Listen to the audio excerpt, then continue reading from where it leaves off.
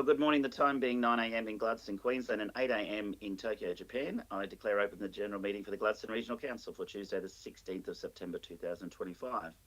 I call for apologies. I believe everyone's present. Obviously, I'm teamsing in from Japan as we have a delegation over here with the Gladstone Engineering Alliance, the Central Queensland University, and a number of local Gladstone engineering firms as well. And we've got a jam-packed program over the next couple of days. So I'll talk more about that shortly. The next item on the agenda, councillors, as there's no apologies, is the messages of condolence. I have two messages of condolence this morning. Firstly, I would like to start by acknowledging the passing of Marion Eglamise, born in 1958 and passed away sadly on the 19th of August 2025. Later Rigby Crescent in West Gladstone and formerly of Eidsvold, passed away unexpectedly, as I said, on Tuesday the 19th of August 2025. Adored wife of Gladstone Region Elder Mick Eglamise, and much loved Nana and great-grandnana, and loving sister of the aunt and auntie of the Dodd, Chapman and Eglamise extended families. A respected Waka Waka elder and a cherished friend to many. Marion's funeral service was held at Port Curtis Christian Church on Friday the 5th of September 2025. May she rest in peace. These councillors, I also have a condolence note for former councillor from the Gladstone Regional Council, Karen Porter. Karen was a councillor in the Gladstone region from 2012 to 2016, and she lived in the Gladstone region for about 35 years and ran, as I said, for council in 2025. She advocated for improved healthcare services and aged care services, and was fundamentally involved in the introduction of economic development portfolio within the Gladstone Regional Council. She felt strongly about personally contributing to our region's economic development, and she held the economic development strategy portfolio, and also was involved in the Gladstone Region Economic Partnership and the Gladstone Region Economic Development, GREDS and GREP, for those who have been around for a little while. She was a member of many different clubs and organisations, including the Gladstone Engineering Alliance, where she was CEO and a life member, the Gladstone Chamber of Commerce and Industry, Urella Sports Club, Gladstone Yacht Club, Calliope Garden Club, where she was instrumental in securing them funding for their facilities there as well. And of course, a number of other places as well, including being the former business improvement manager at Berg Engineering, and held senior roles within the Queensland government departments, including 17 years with a number of those departments, and one of those roles was acting director of state development. We send our sincere condolences to Karen's family, especially to her husband, Steve. Councillors, do we have any other messages of condolence? No. No further messages of condolence. I'll move to the next item on the agenda, which is the prior notifications of conflicts of interest. Do we have any prior notifications? No prior. If not, I would like to table. One for yourself. Oh, sorry. Yes, who's that? Just one for yourself. Just the one for you. Yeah, no, I got that. I was waiting for others. Yeah, no, I got mine. I was waiting others first. I'm Mayor Matt Burnett, declare that I have notified the Chief Executive Officer of a declarable conflict of interest in relation to Council's discussions with Clava Limited over the future of the Gladstone Golf Course. My conflict has arisen after I purchased a property in Hickory Avenue in Kincora and its proximity to the golf course. Notwithstanding my declarable conflict of interest, I believe I would reasonably be perceived to be impartial, because I'm on the public record stating many times in this chamber and in the media that while the development of a first-class golf course at Bailee is exciting, and it is exciting, the future of the existing golf club site is equally important, not just for the residents who live nearby, but for the city and the entire region. One decision Council will consider at a future meeting will be whether to determine to accept the offer from Clava Limited to purchase the existing golf course site. That will impact the entire region, as I said, not just the residents nearby. And I believe the community would expect the Mayor to be at the table during these very important discussions in what is one of the most significant land parcels in the city. While I wish to remain in the meeting to participate in the discussion when and if it should be tabled, I do propose to forego voting on decisions. I throw to councillors. Thank you. Mayor, would you mind just clarifying, so you want to stay in the discussion, but you do not want to vote? Is that correct? Sorry. No. Well, I'd like to vote, but I think it's this, as I said, it's a declarable conflict. It's a perceived conflict back in the day, and people might suggest that because I have a property nearby, which is nearby, and I've always lived in Sun Valley. I think I've lived in 3 different sections of Sun Valley Road in my lifetime. I've grown up there. But I actually grew up, my old house was the old golf club site. They knocked my house down to build the clubhouse. So I don't think there's anyone in this chamber, collectively or individually, that knows more about that site than I do. And that's why I think I should remain in the room for the experience and the discussion. But I don't think when this is tabled, if and when this discussion comes to the boardroom, I think I will abstain from voting and leave it to you to chair that session, Deputy Mayor. And if it forever became a split decision of council, you would have the casting vote. I'm happy to move that you do not have a conflict of interest, Mayor Matt. We can deal with it. You can't determine whether the Mayor has a conflict. It's just, you can just determine how it's dealt with. That's why I intend to move the motion. So, Councillor Churchill. I'll let you handle this, Deputy, if that's okay. Thank you. Councillor Churchill, go on. No, I move the motion on the basis that I do not believe that he has has a conflict of interest. I mean, each time we've got any sort of development that's going on in this city and in this region, we own parcels of land in various places as well, colleagues. I'm sure you all do. And I cannot understand how this would become a conflict of interest, because there's no direct benefit, there's no direct derivative that would result as a result of our decisions we make. We do this during budget processes, and as far as I'm concerned, I don't believe that you have a conflict of interest. Whether we can deal with that motion today is a matter for determination, and I'd seek the guidance of, through you, Chair, seek the guidance of our Officer for Governance and Integrity, etc., Shelley, because from my perspective, I cannot understand how you would be declaring a conflict of interest because you own a parcel of land somewhere near development. We own land in various parts of this city, as my colleagues would as well. Does that mean to say we can't develop a road because we own a parcel of land there because it might have some benefit or impact? Anyway, there's probably more I could say, but I'll leave it at that. Thank you, Councillor Churchill. Yeah. Oh, sorry, CEO Lisa. I'll turn my microphone off instead of on. Thank you, Deputy Mayor. The legislation doesn't allow for councils to determine whether a council who's declared a conflict does have a conflict. That responsibility rests with the declaring councillor. So while I appreciate and understand your points of view, that matter is not for debate today. The matter is how councils would like the interest to be dealt with or to be managed. Yeah. So may I suggest that we accept the declaration from the mayor, and then we accept the approach that he's taking, as he will be part of the discussions. But if and when this comes to a vote, that he will excuse himself from the voting process. But we will be happy to, and I really think he should be part of those discussions. I'm happy to get that clarification today, and subject to what you say now, Mayor Matt, and I understand where you're coming from, Madam CEO, but for every time we've got some sort of development that's going to happen in this city and or in this region, do we now as elected members start to declare that we actually have a conflict of interest because we own something nearby or in the city or within the region that you won't derive a direct benefit or you won't have a direct impact? Is that the case? Yes. Would you like to hand over to our governance team? Thank you. So if you have a property within the vicinity of, say, a development application, you could declare a conflict of interest for those particular matters. You don't need to declare a conflict of interest just because you live in Gladstone and there is a development happening in Gladstone. It would depend on the proximity to that application. And may I say there's clear guidelines as to how far that is? There's no specific guidelines on if you have a property within X distance, you must declare a conflict of interest.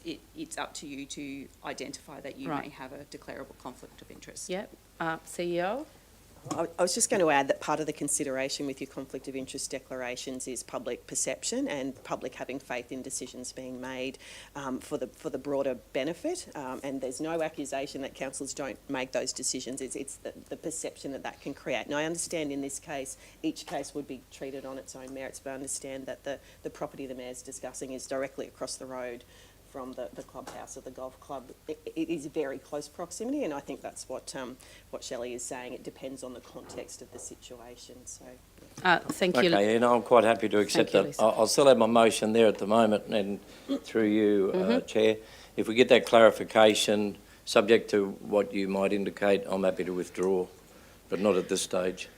Thank you, Councillor Churchill. I would like to say again that our Mayor has declared a conflict. He's given us a clear understanding of what he would like to do, and I support that. And I will go to other comments. Councillor Holzheimer. I believe that what the Mayor has actually indicated is a good way to manage this. If we're looking at the pub test, the courier mail test that we throw back to in regards to how this is perceived in community, I think that this is a really appropriate approach, so I'm supportive of the Mayor's decision in this case. Thank you, Councillor Holzheimer. Councillor Wagner.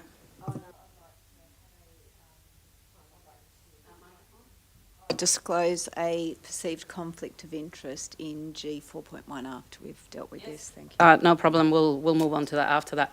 Is there any other comments or questions surrounding the Mayor's declaration? Councillor Cameron. Yeah, I think what the Mayor is asking for us to do today is that he thinks he has declared a perceived conflict of interest. What he's asking for notwithstanding that he wishes to participate in his full capacity as mayor, councillor, with all matters to do with the old golf course and the new. I think that's what we've got to deal with. So if Mr Churchill would like to, now that you've withdrawn your motion, would you like to make another one? Thanks, Councillor Cameron. I haven't withdrawn it just yet. I'd like to get further clarification from Mayor Matt on what he believes that procedure would be. And I understand passing the pub test. That's what we're all about, and we're trying to be as transparent as possible. But it does raise an issue, because if the future development is on the Dawson Highway for the future of the golf course at Bailey, then I may need to consider, because we own property in Clinton, which is very nearby. Yeah. So where do you draw the line? Mm-hmm. Where do you draw the line on distance? And I understand wholeheartedly the close proximity of this parcel of land to the current block. But where do you draw a line on the sand, or in the sand, in relation to distance of benefit, distance of impact? Anyway, it's probably not for this council to resolve today, but it's something that perhaps local government, the LGAQ or the Queensland government, need to be well aware of. Yeah, no, that's a good point, Councillor Churchill. Would you like to withdraw that motion so we can move on to what Mayor? No, if you get that clarification from Mayor Matt. Okay, Mayor Matt. I'm receptive to it. Yeah, thank you. Look, if and when the motion comes to council, it's not about a development application at all. It's about whether council purchases the site. Any decision on anything to do with that site would probably be in 10 plus years' time. So at that point, there'd probably be very different people in the chamber. And also, if I was in the chamber at the time when council was considering a development application, I would probably be leaving the room completely. This is declaring a declarable conflict around whether we have discussions with Urella, whether I'm involved in discussions with Urella or Glover Limited about the future of the existing golf club site, about whether council entertains the idea of buying it or not on behalf of the community. That's a decision that the boardroom will make at some point. And when they make that decision, as I'm saying, I'm happy to be in the room to give background information, to provide my thoughts on someone who's been in this community for, our family's been here 6 generations, as you've heard many times. We've been here a long time. And someone who's lived on the golf club site. They knocked our house down, as I said, to build it. So I know the people who bought in those communities, that bought in Golf Course Estate, and I'm very passionate about that for them. The reason I'm quite, I want this decided today is because there was a tour of the facility just recently, and I didn't participate in that because I have this block of land, or I have this property in very close proximity. Councillor Churchill is very close, and I know, and I think Councillor Holzheimer said it, it's the pub test. Some people say, oh yeah, you bought this house, or you bought this house to benefit from whatever happens there. Absolutely not. That's why I think it's appropriate that if and when this comes to the table, I don't vote on it, because I don't want people to think he's voting on something to give his family a benefit, which is not the case at all.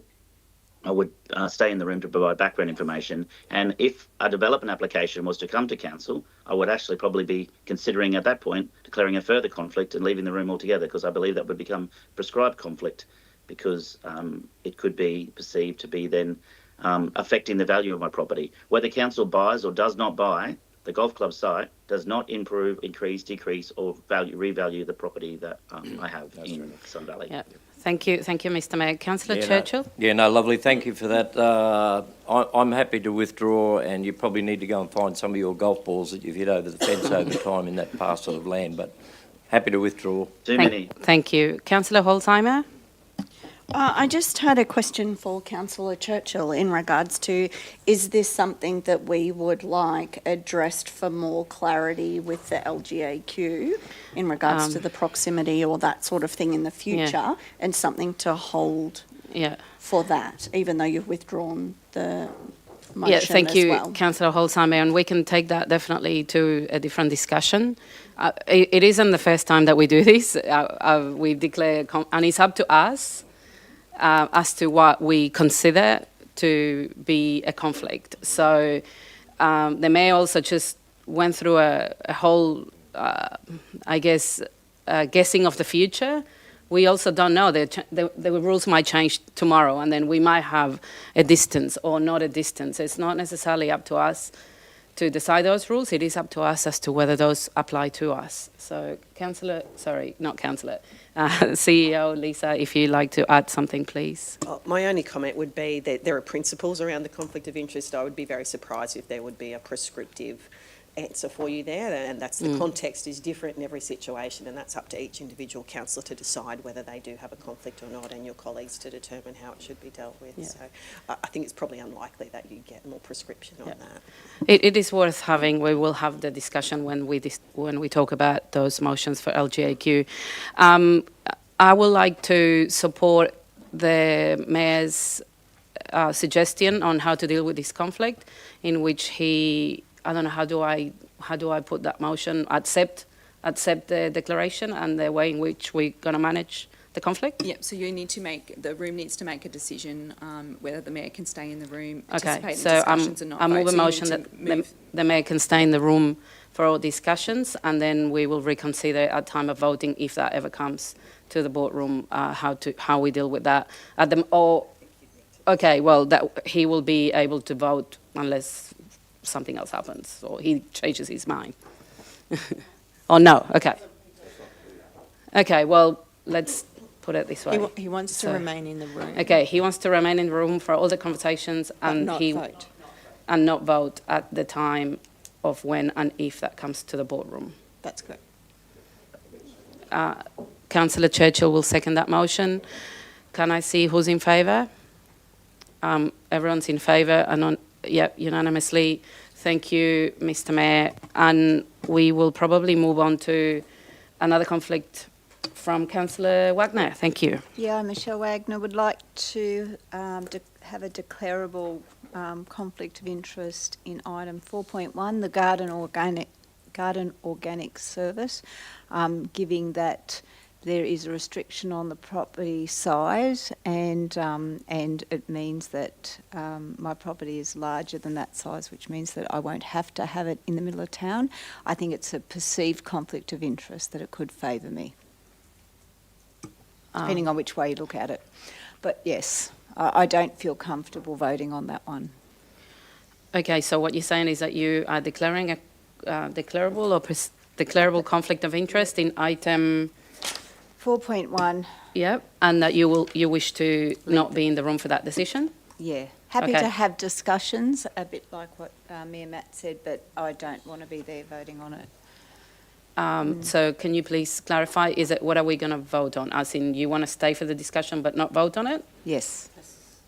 Perceived conflict of interest. Okay, so that is... I don't believe it is, but I again, the pub test, I think that it could be seen to be. So it doesn't sit comfortably with me. Okay. CEO, would you like to add something to this?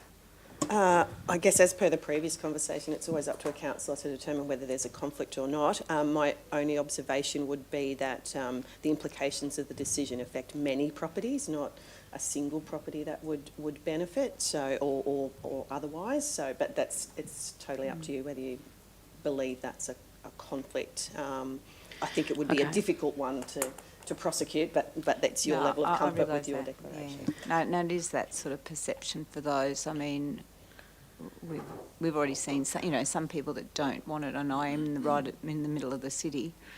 Yeah. Okay, Councillor Wagner, so what we are deciding on is as to whether we are happy for you to stay and not vote. Yes. Okay, Sorry, if I can just clarify, according to our meeting procedures, it's stay for the discussion and leave for the vote, so we probably just need to clarify that it's not Okay. participate, it's leave for the vote. stay for the discussions and leave for the vote. That's what Councillor Wagner wishes to do. Do we agree that Councillor Wagner can manage her conflict? It's up to her whether she thinks she has a conflict. We're not debating that. We're just only accepting the way in which she wants to manage it. Are we? Happy to move that. Okay, Councillor Holzheimer is happy to move that. Councillor Patrick seconding. All in favour? Thank you. you. We'll get to that when I might need some help as to, well, I'm sure you will make the notes that need to be made in those minutes. Matt, Mr. Mayor, back to you. Thank you. Thank you, and then I'll hand back to you to chair the rest of the meeting. I'll just do the Mayor's statement on current issues. And of course, on Thursday the 4th, we celebrated 10 years of LNG, Gladstone LNG in the Gladstone region, and thank you to councillors who were able to attend that event. And of course, it was a very big celebration. And I know that there's been mixed reviews of LNG's involvement in the Gladstone region. Obviously, in the early days, it was a tough time, but they are certainly contributing to our local economy now, and I thank them for their involvement. The very next night, we thanked former Inspector Darren Somerville. I can say former Inspector because he is officially retired, for his involvement in the Gladstone region and the police service for over 40 years. We had the Gladstone Barbecue Festival at Boyne Island at the Seagulls football fields on the 7th, the Rosedale Emergency Services Expo on the same day. Thank you, Councillor Holsheimer, for attending both of those with me. Popcorn happened on Saturday, just gone, at the Gundoon Street Entertainment Precinct. We had the Stronger Communities Family Fun Day the same day, and I got to chuck 2 laps up the Bunaraby quarter mile in a Holden Crewman, which was pretty cool as well. Upcoming in the Gladstone region, we have the Welcome to Gladstone Region Morning Tea at the Junction Cafe at the Tondoon Gardens on the 17th from 10 a.m. to 11:30. The Turkey Beach Community Forum at the Turkey Beach Hall on the 17th as well at 4 p.m. And of course, the RSL Anzac Mural Celebration on the 19th. Calliope Youth Festival at Bunting Park on the 20th from 10 a.m. to 2 p.m.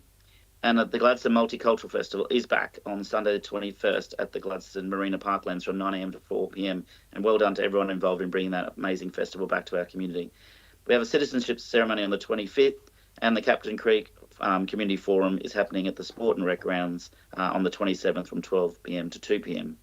And councillors, there's one more thing I'd like to raise this morning, and that is to do with an Order of Australia medal, which was honoured to former Mayor of the Gladstone region and Deputy Mayor and Council for Gladstone City Council, Gail Sellers. Gail was on the Gladstone Regional Council as Mayor from 2010 to 2016, Deputy Mayor from 1997 to 2008, and a councillor from 1988 to 2016. She was a former Gladstone Area Water Board member, Gladstone Entertainment Convention Centre, former board member, Gladstone Calliope Aerodrome Board, former board member, and of course involved in the Midday Rotary Club for many years, including her role as president and vice president for more than 20 years.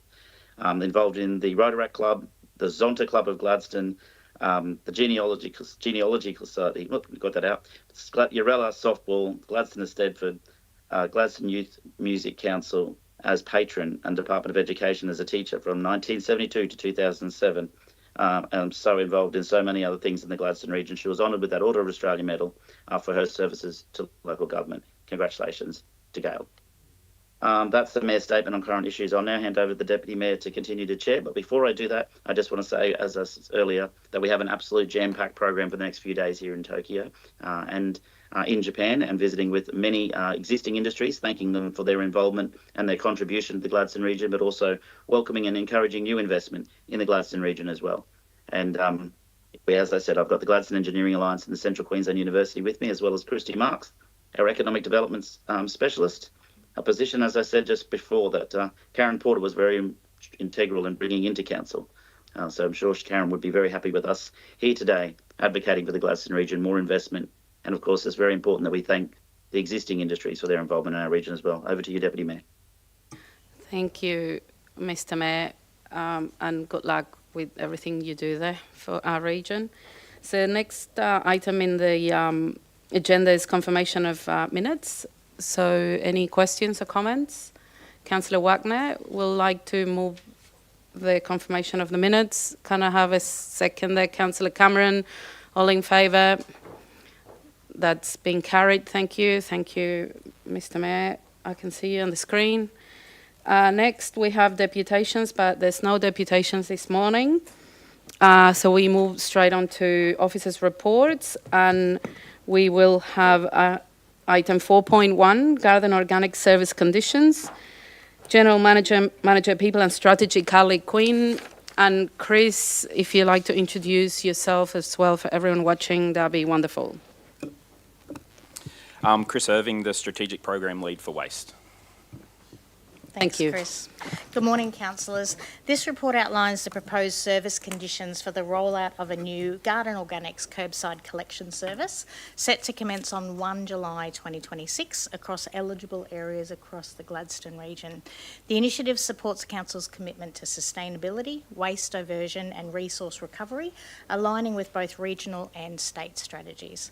With support from the Queensland Government's Grow FOGO Fund, the service will help divert approximately 4,000 tonnes of garden waste from landfill each year, reducing community waste levy costs and enabling the beneficial reuse of organic material. The report details the criteria for service eligibility, bin specifications, collection frequency, opt-in provisions, and it outlines how the service will be delivered to over 17,000 properties within the defined cleansing area. I'm joined by our strategic lead on waste, Chris Irving, who's undertaken this work through engagement with yourselves, a deep dive into previous community engagement on this topic, and relevant officers across the business, particularly our waste operations team. We'll hand over to you for any questions. Thank you. Yeah, great report. I would like to go to Councillor Davis first. Thank you, Madam Chair. Thank you for the report, and also all the, we've had a lot of discussion around the table over the last few months about this leading up to this decision today, so I thank you for all the information that you've given us. I think it's also important that we clearly inform the residents why the decision is so important around the green bins and what effects it will have for the future of our waste facilities as well, and council, education as well to understand the need to reduce our landfill for the extension of the life of our waste facilities. So I think that's very important. No doubt the costs will increase even further if we don't extend our landfill lifespans, and that comes from cost shifting and other levels of government. I think it's important we start down the road for the council to be sustainable in our waste facilities for long term. I'd like to move the officer's recommendation too, but I'd like to amend it to exclude certain conditions such as, or to exclude that they can't opt out. I'd like to include that we can opt out. Obviously, that's in line with other councils such as Moreton Bay and Sunshine Coast, and there would need to be some conditions criteria around that. I do understand that, but I'd like to move that we can have that with an amendment, but I'll leave it to the other councillors to put in their thoughts and see how the outcome comes. Thank you, Councillor Davis. I'd like to get a second there for that. Councillor Patrick, and then we'll open up to questions. Thank you. Councillor Holzheimer. Hi, thank you. Well said, Councillor Davis. Very well said. I am in agreement with having an opt-out condition in regards to if people can demonstrate that their green garden organics is not actually going into their yellow or red-littered bin. So I think that there's some other things we need to look at there, and I know that there was not a lot of appetite in the past for bin inspections, but I think that if we're going to do an opt-out, we need to consider bin inspections to make sure people are being responsible in how they're managing their green waste, and to look at us being able to evidence as a community, because if I think for myself, I have somebody who does my lawn mowing and they actually take away all of my green garden organics. I have chickens and I also compost. So for me, there's no green waste that goes into my red or yellow bin.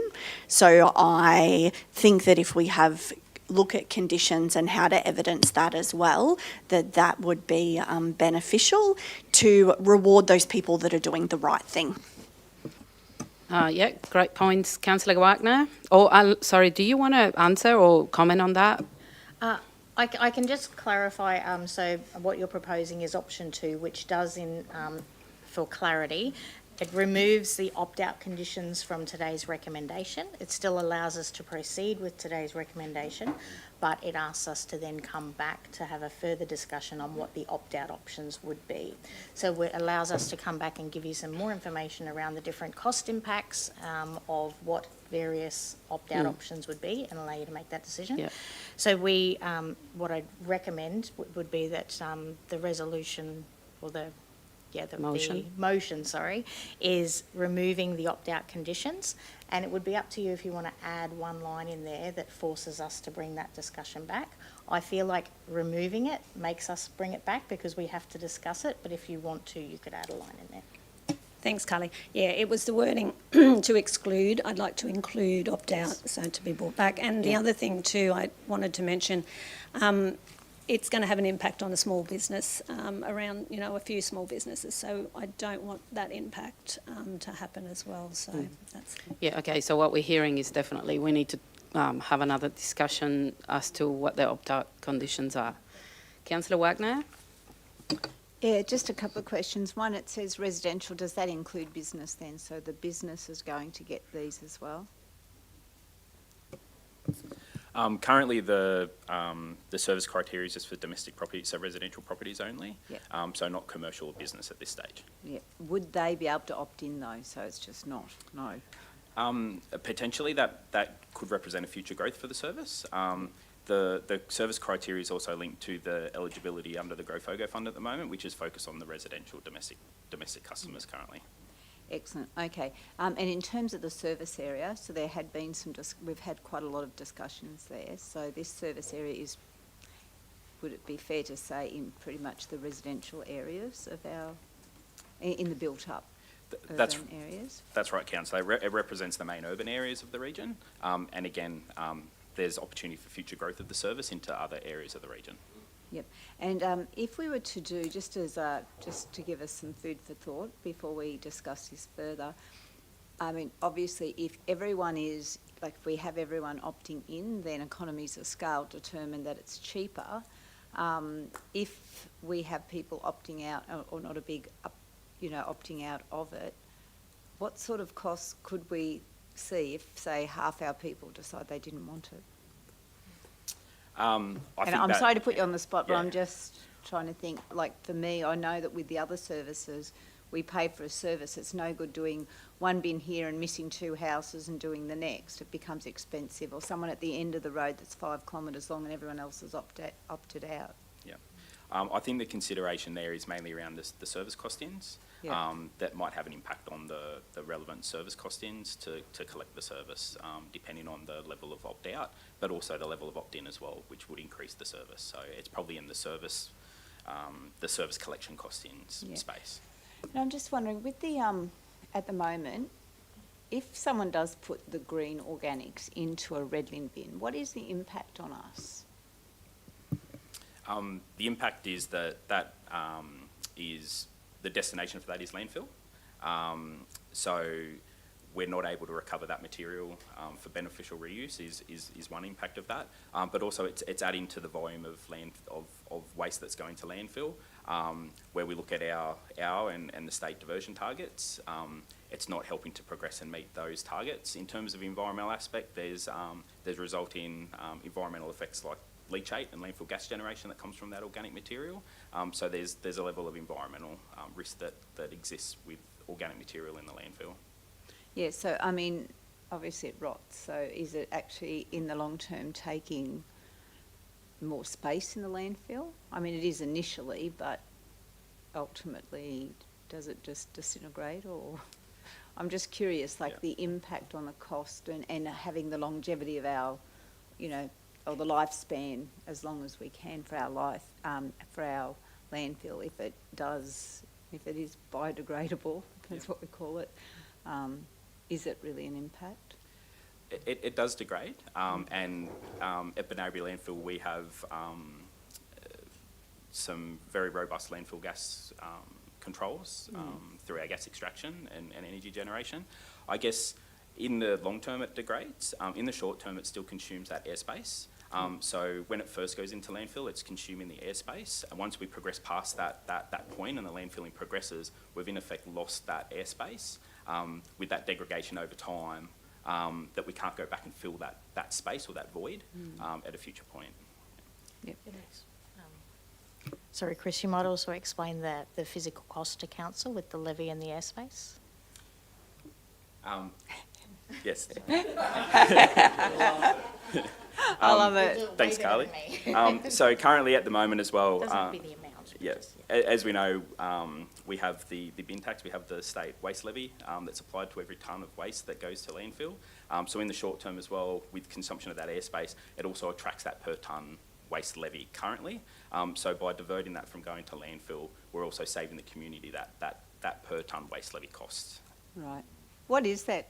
Do you know Ca- what that Just told me, didn't cost have to is? say the amount. ca- No, I'm curious Yeah. how much, like, I mean, yeah, this cost shifting is ridiculous, but yeah. So currently for regional areas, it's $97. So for every tonne of waste that goes to Banarby landfill, the waste levy is $97 a tonne.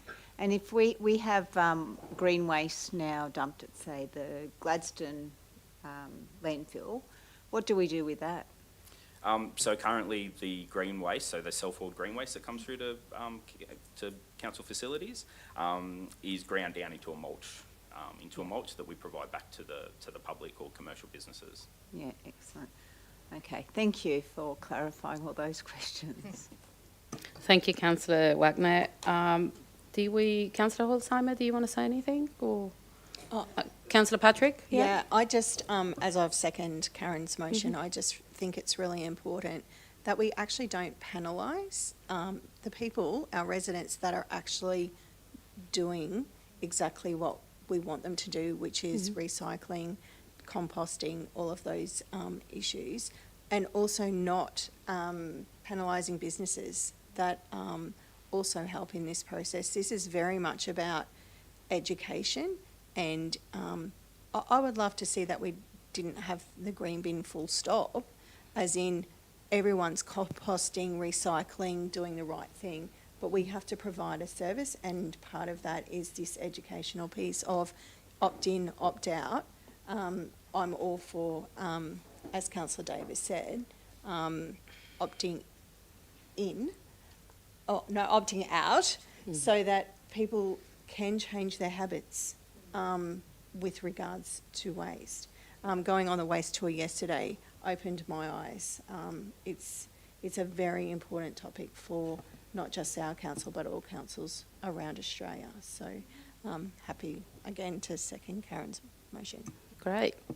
Mr. Mayor, do you have any comments out there, or you? I don't know. I'm excited to see the green bin provided. I know that some people can compost in their homes and others can't. So this gives the community an option. And what Councillor Davis is suggesting about opting out for the residents, that gives people more options. It will be it will make the service probably more expensive, but we can deal with that at the time. We've determined that we're doing this. So if we're doing this and making it as an option for residents, I think there'll be more people happy about the process. And I certainly like what Chris has recommended in terms of go slow first. Yes, thank you. Go slow. Yeah, great. Yeah, that's a very good point. Some people, it's not that they don't want to, they just can't also do it. So, Councillor Davis? Yeah, can I just mention, I mean, there may be some people that are composting, but, you know, they may still take up the bins because, you know, they may have too much green waste. So, you know, it's just giving those people options. And obviously, as I said, there's going to be some strict criteria and, you know, around it. So, Councillor Churchill? Yeah, thank you. I'm happy to support the motion. I'd just like to get an understanding of the intent of the motion now regarding the opt-in, opt-out, and the likelihood of when that discussion will occur. I'm happy to support the hasten slowly process, but we've been debating and discussing this matter well before this council for many years now as to whether we're in or we're out. Now we've decided to progress. I'm pleased that we're progressing, but if I can just get an understanding of the opt-in, opt-out, because I just don't want to see I'm opting in this year, but next year I'll opt out. Oh no, I'm back in again, and I just don't want to see this jumping ship every year. Yeah. We need to get some consistency. I actually have similar concerns, but I think we should be addressing those concerns at a future discussion. I'm also of the same. You can't just go in and out every time. If you buy a house that has it in, you should continue to have it in.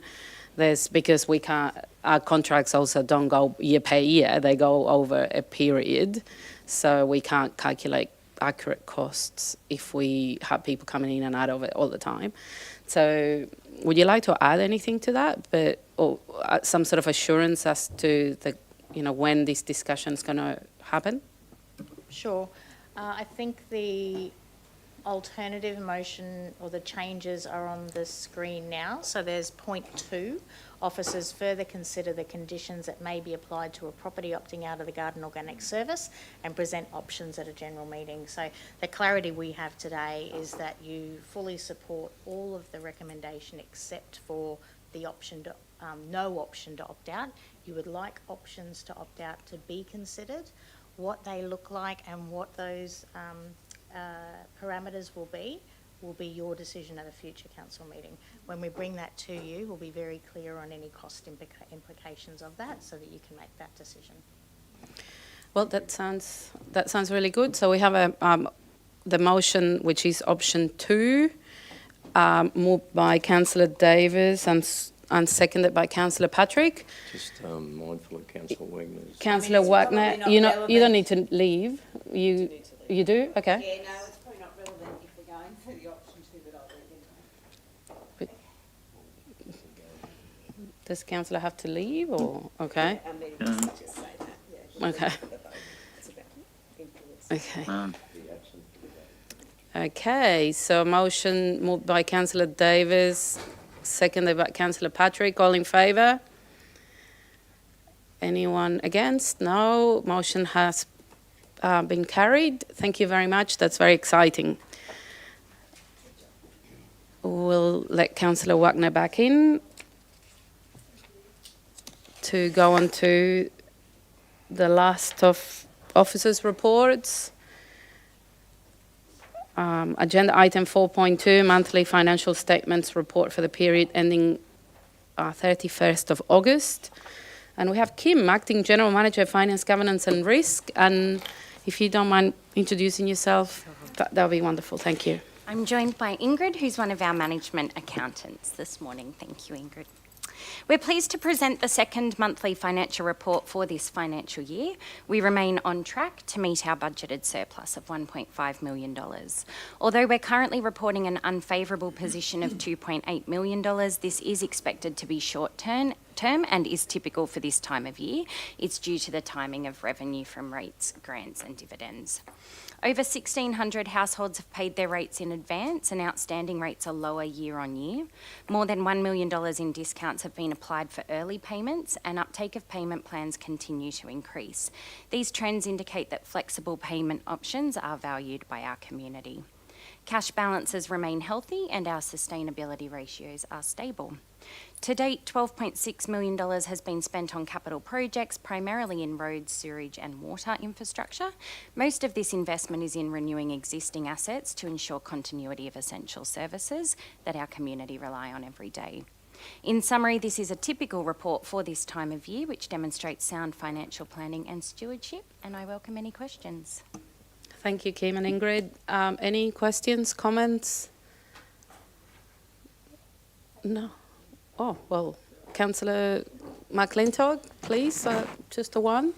Just we'll something. be fine. It's really great. Thank you very much. I was more out of curiosity. The 1,600 prepaid seems very low in comparison to the number of households that we have. Have we seen much movement in that in recent years? Is there an uptake in that, or is there a way we can pursue that? That's obviously a really great way to do it. This could also be a timing thing as well. So there's a timing dependency on when we can process these payments, as well as when people are applying to make the payments. So the trend is on the upward. People are prepaying and taking up those payment options. So I think it is a good news story, and we are promoting those options to the community.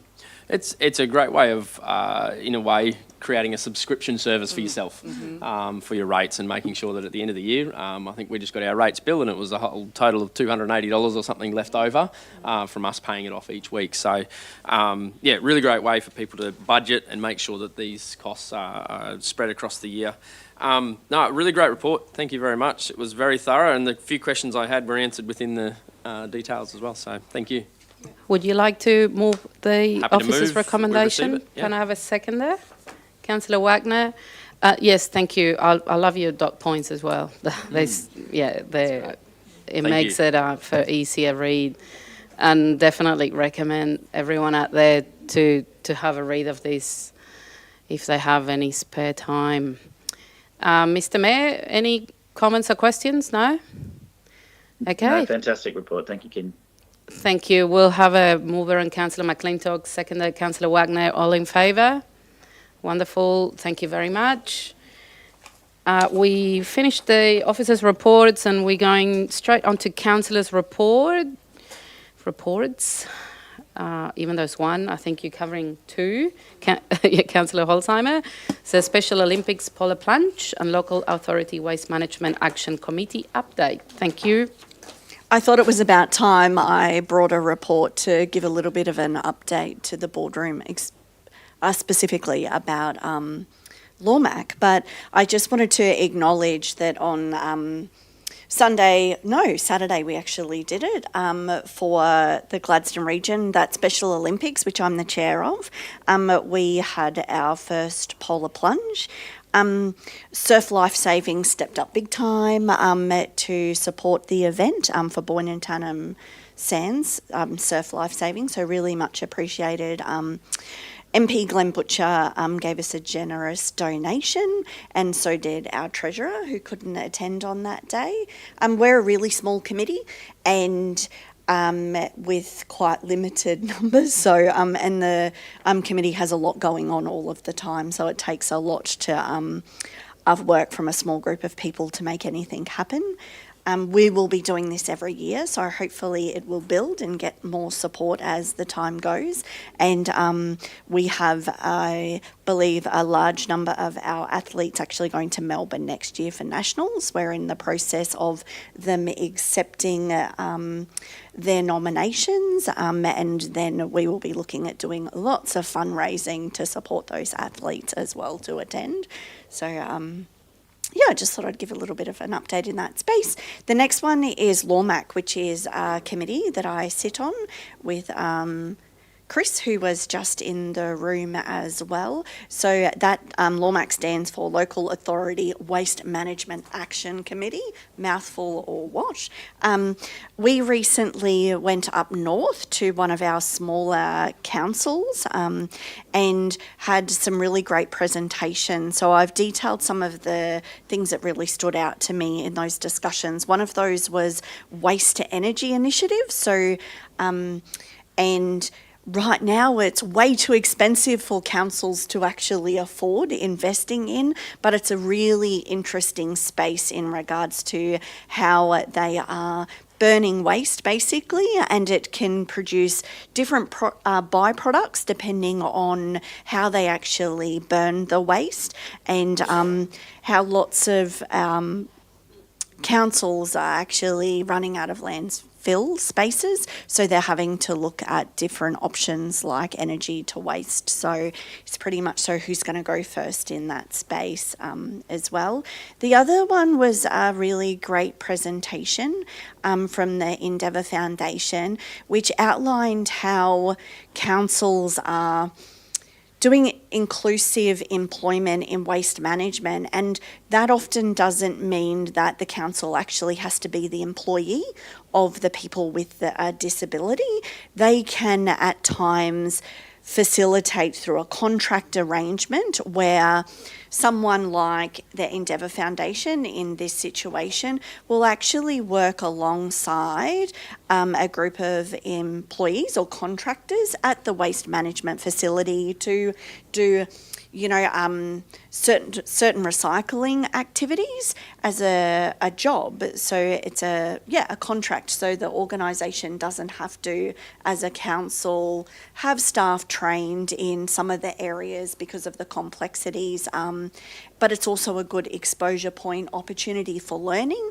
And for some councils that have done that work, they have then moved on to either employing some of those individuals who were the right fit and the council believed they could actually do that work well, or they have continued with the contract to work alongside as well. So it was a really creative model that I thought that was really exciting as well. And we will get an invitation hopefully in the future from the Endeavour Foundation to have a look at their facilities here and how they do that. Just to broaden some of the conversations I know that we are having about employment for people with a disability, what it looks like for us as a council, and then also in the community in that space. So LawMac is in Gladstone next time, which is really exciting. So we can showcase everything that we do in the waste space as well, and the opportunity for all councillors to attend that day as well, not just me. So it's really addictive, the waste space, and it's like a big family, the group from LawMac, and I'm hoping that we can even have some conversations maybe, because they'll do a panel at the end about the what I just talked about before, about bin inspections and how they work and the pros and cons for other regions that are doing some of the work that we are exploring still. So it's really helpful to understand the impact and those challenges through attending as well. So yeah, thank you. Thank you, Councillor Holzheimer. And I think we all thank you for your newfound passion in the waste space. It is, I agree with you, very much so. It is very interesting. It's way more than what people think. And there's so many opportunities and, well, from the challenges, opportunities. So thank you. Councillor McClintock? Oh, are we going to... Okay, can we please... No, you're right. Can I have Councillor Davis move that Councillor Holzheimer's reports be accepted? Second, that Councillor Wagner. All in favour? Thank you. Is that what happens when we have it in the agenda, right? Okay. Well, it saved the girls a bit of work in regards to doing it, and it was easier than tabling it. So I went, let's do it this way, No which problem. is different. It's perfectly fine. Councillor McClintock? I was just going to move to receive it, so that's okay. Oh, okay, You great. jumped past what I was about to say, but that's okay. Councillor... I think it's how we have a polar plunge in CQ is definitely questionable, but I think it's such a fantastic idea. It's really, really great. So It was cold, and we had to stop filming at a couple of points because some of the language out of some of our athletes was not worthy of public ears. So they definitely felt the impact of the cold water when they were running in. I think only the other thing off the back of your LawMac little moment there, you were speaking about the expense of energy from waste, and I think it's really exciting to point out too that a lot of people don't realise we are doing that, and it's such a hard hurdle for many people to get over as a local government, that we've had someone being able to partner with us to do that through our facility already, in a small way, and it's a bit of a pilot plant, but what a exciting opportunity, and already ahead of the curve in many regards as far as getting energy from our waste. So, no, very great. Thank you. That's very true. Thank you, Councillor Burnett there, Mr Mayor. Thank you. Just to clarify, the last item was received or noted, not accepted. Is that correct? Yes. Received. Thank you. Any other councillor reports? Councillor Patrick? Yeah, I just wanted to do a little bit of a reflection. It was a very busy weekend over the weekend. I just really wanted to pay tribute and a shout out to Gladstone Rotary Club for celebrating their 75 years celebration. I know yourself and I were there, and it was a great night, and just wanted to thank Rotary, particularly Gladstone Rotary, for all the hard work that they do within our region. So congratulations to them. I also wanted to do a little bit of a shout out. I did attend the QSO community concert, along with other fellow councillors as well. Councillor McClintock and Councillor Churchill were there, I believe. Yeah. So QSO have a great partnership with us and ConocoPhillips as well. They facilitated in that week 500 students with instrumental learning as well as teaching and I believe some residents. It is a phenomenal collaboration and the concert was absolutely amazing. It was astounding to see the talent within our region of our music students, and we have been the grounds for some very accomplished musicians and singers with, but particularly musicians from our region. So congratulations to everyone involved with that QSO project as well. Thanks. Thank you, Councillor Patrick. We're going back to Councillor McClintock. Do we need to receive that one as well? I'm happy to receive it, but that's okay. It was just because it was the only in the other agenda. comment off that one was just something you raised there was off the back of also the Mayor's statement about the 10 years of LNG and ConocoPhillips have been a strong supporter of that QSA process, and you know some of those comments around what do we get as a community from our LNG and our industries and some of these things that I know the Mayor is off with a delegation promoting our region for. These are the things that we get, and these are the great opportunities for our young people to watch young people up on that stage with world-class musicians doing things that they'd never have an opportunity to do regionally like that was really exciting. And I know Councillor Churchill was there at many different parts across the week and what that looked like in rooms. But yeah, really big appreciation and thank you to the likes of ConocoPhillips, but also the others and what they do for our region. Thank you. Thank you. Councillor Davis. Thank you. I just wanted to say I've recently attended the cruise ship conference in WA and my Reef Council conference over up in Yeppoon and Rockhampton, but I will table those reports in our next general meeting. Oh, yeah, that'd be wonderful. Very interesting topic there too. Anyone else would like to? Councillor Burnett.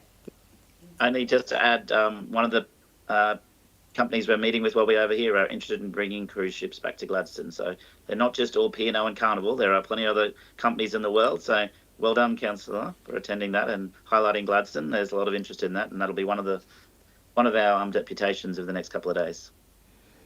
Oh, that's great. I can say a few words if everyone's finished. It was just, obviously there's been so much happening in our region, and I don't know if sometimes it feels like, we don't want to leave anyone out. But one of my favourite events that I attended recently was at the Botanic Gardens, and it was the Endangered Species Day. And just, it's no secret, the Botanic Gardens are one of my favourite places in the region. And we have very, very passionate people working there, and all of those other services that are related to the environment or conservation.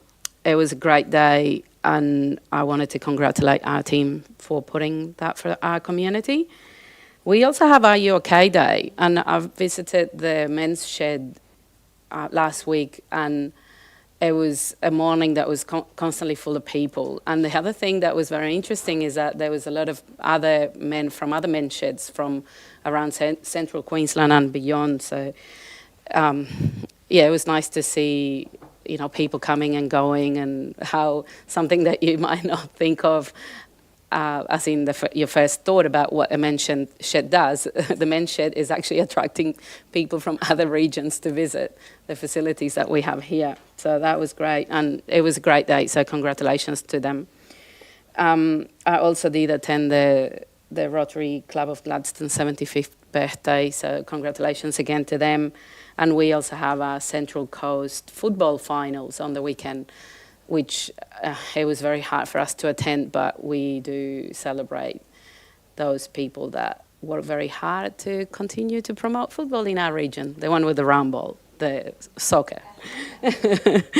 So is there anyone else would like to make any comments or any other reports? No? Okay, so there is no urgent business, no notices of motion, no confidential items. Mr. Mayor, would you like to close the meeting? Thank you, Deputy. Did a sterling job. Declare the meeting closed. Thank you, thank you. We'll declare together the meeting closed. Thank you. Well done.